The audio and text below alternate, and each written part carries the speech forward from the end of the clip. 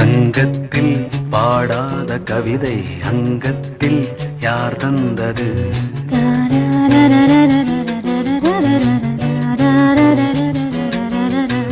சந்தத்தில் மாறாத நடையொடு என் முன்னே யார் வந்தது?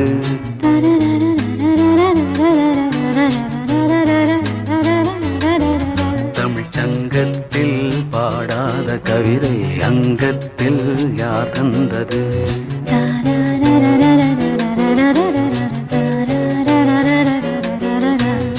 கை என்றே செங்காந்தள் மலரை நீ சொன்னால் நான் நம்பவோ?